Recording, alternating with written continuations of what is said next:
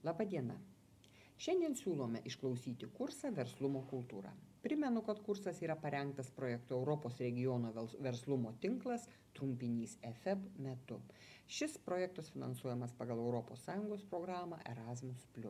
Europos šalių nevyriausybinės organizacijos parengė 17 webinarų, kurios lietuvių kalba jūs kviečia klausytis Viešosios įstaigos socialinių inovacijų centro mokymų vadovė Vilma Tubutienė. Šis kursas yra parengtas pagal projekto partnerės nevyriausybinės organizacijos Graikių moterų verslininkių asociacija sutrumpintai SEGE medžiagą.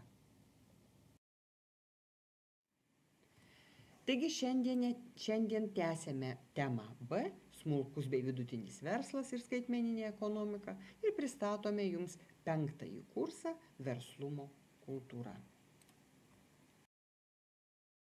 Šiandien mes aptarsime verslumo sampratą ir jos požymius, susipažinsime su verslumo kompetencijomis, išsiaiškinsime verslumo kultūros bruožus ir kalbėsime apie verslumo sėkmės prielaidą.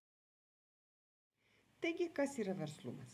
Europos parlamento ir tarybos rekomendacijoje dėl bendrųjų visą gyvenimą trunkančio mokymosi gebėjimų verslumas apibrėžiamas kaip žmogaus sugebėjimas idėjas paversti veiksmais. Tai yra kūrybiškumas, inovatyvumas, pasirengimas rizikuoti bei gebėjimas planuoti ir valdyti projektus siekiant išsikeltų tikslų. Verslumo savybė apibūdinama iniciatyvumu, nepriklausomybė ir inovatyvumu asmeninėme ir socialinėme gyvenime. Be to, tai yra susiję su motyvacija, pasiryžimu siekti tikslų asmeninių ar bendrų su kitais. Taigi verslumas tai asmens gebėjimas įgyvendinti savo idėjas. Taigi pagrindinis klausimas, kokie požymiai būdingi verslumui? Galime išskirti, kad tai yra galimybių identifikavimas ir įvertinimas, sugebėjimas galimybės realizuoti, sugebėjimas kurti ir kūrybiškai valdyti resursus, kalbant apie žmonės, finansus, įrangą, laiką, tai yra ir pasvertos rizikos prisiėmimas, ar tai būtų finansinė, ar psichologinė, ar socialinė rizika. Tai yra ir naudojimas susikurtų atlygių, nepriklausomybė, asmeninių pasitenkinimų, turtu, individo ir organizacijos lygmens atsakas į kintančios aplinkos iššūkius. Verslus žmogus aktyviai ieško galimybių greitai kintančioje aplinkoje, geba jas atpažinti ir įgyvendinti bei inicijuoti ir valdyti pokyčius. Toks žmogus pasižymi tokiais bruožais kaip vizijos turėjimas, kūrybiškumas, inovacijos, pokyčių skatinimas ir intuicija. Jums pristatomame Deisen ir Svart modelyje verslumo kompetencija yra grindžiama sąveika tarp 4 elementų – žinių, vidinės ir išorinės motyvacijos verslui, gebėjimų ir asmeninių savybių arba charakteristikų. Aptarkime kiekvieną elementą. Žinios priklauso racionaliai verslumo kompetencijos pusiai. Verslumo kompetencijai būdingos žinios apima marketingo principus, jų išmanymą, finansų, valdymo ypatumų suvokimą, administravimo taisyklių, šalies įstatymų suvokimą. Itin svarbus verslumo kompetencijos elementas yra vadinamos neišreikštosios žinios, kurios įgyjamos per patirtį. Motyvacija priklauso nuo ambicijų, asmeninių vertybių ir kitų subjektyvių veiksnių. Jei asmuo ir turi daug žinių apie tam tikrą užduotį ir galimybių tą užduotį atlikti, tačiau trūksta motyvacijos, nebūtinai savo turimas žinias panaudos. Taigi, kaip matome, autoriai išskiria vidinę ir išorinę motyvaciją. Asmeninės savybės arba charakteristikos taip pat yra reikšmingas verslumo kompetencijos komponentas. Prie asmeninių savybių yra priskiriami ir versle besireiškantys mąstymo stiliai, pavyzdžiui, pagal Herman.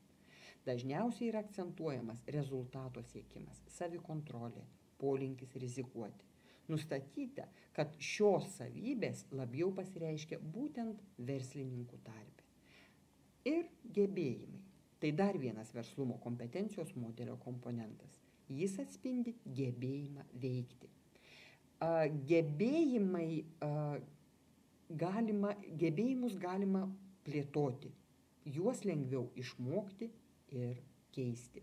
Taigi, kaip matom, autoriai išskiria bazinius gebėjimus ir tam tikrus pirminius gebėjimus.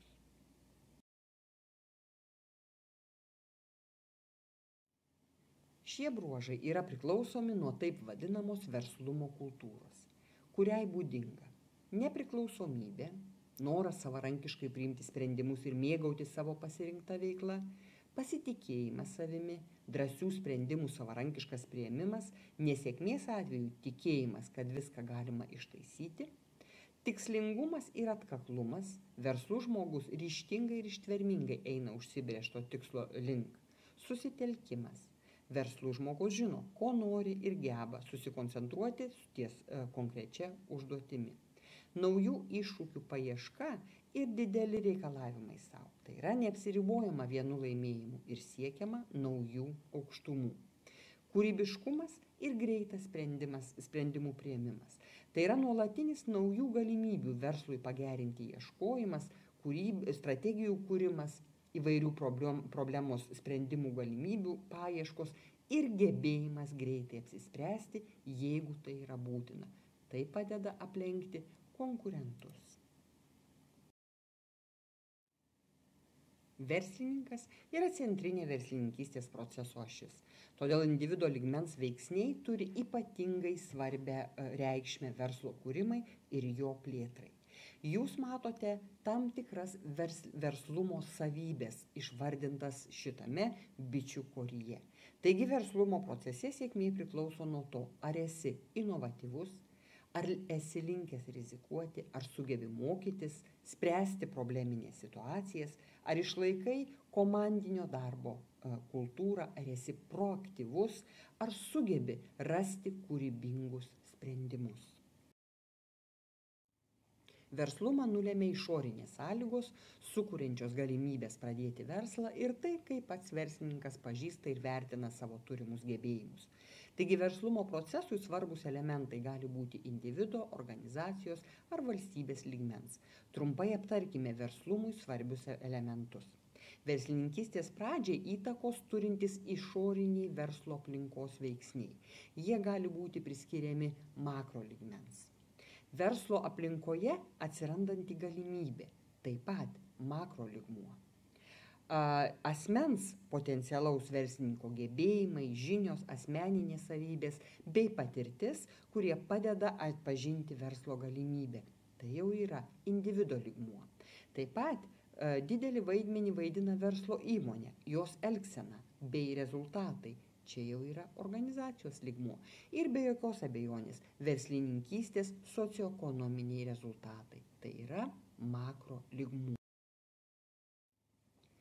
Apibendrinant, reikia pasakyti, kad antrepreneriška arba verslininkiška organizacija tai organizacija, kuri aplinkos atžvilgiu elgiasi inovatyviai, nuolatos stebi aplinką ir kartu su ja ieško galimybių ir jas pastebėjusi sugeba įgyvendinti.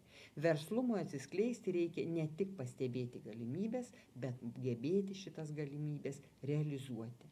Taigi verslios organizacijos yra pasirengusios, nori ir sugeba adaptuotis prie pasikeitusios išorinės aplinkos ir netgi ją keisti ir inicijuoja tokius pasikeitimus. Šie pasikeitimai neįmanomi be inovacijos. Inovacija tai verslumo vadybos instrumentas, kuris padeda aplinkoje vykstančius pokyčius panaudoti kaip galimybę, padedančią sukurti kažką naujo. Dauguma autorių kalba apie pokyčių svarbą šiuolaikinėje organizacijoje. Organizacija nesugebanti kurti inovacijų ir keistis, anksčiau ar vėliau susidurs su problemomis. Greitų pokyčių laikmetyje inovatyvumas tampa esminė ir privaloma savybė. Taigi verslininkas ir inovatyvumas yra neatskiriamos sąvokos. Inovacijos samprata vieniems asocijuojasi su aukštomis technologijomis, kitiems tai pokyčio procesas. Galime pabrėžti, kad inovacijos yra daugiau nei tik naujo produkto ar paslaugos išradimas. Tai greičiau gebėjimas panaudoti kūrybiškus sprendimus, sprendžiant iškilusias problemas. Taigi, aptarti verslios organizacijos požymiai formuojasi palaipsniui. Tenka radikaliai pakeisti daugelį egzistuojančių sistemų ir, kas dar sunkiau, požiūrių. Galime teigti, kad atsižvelgiant į šiuolaikinį verslo kontekstą, smulkaus verslo antrepreneriškumas yra būtinybė.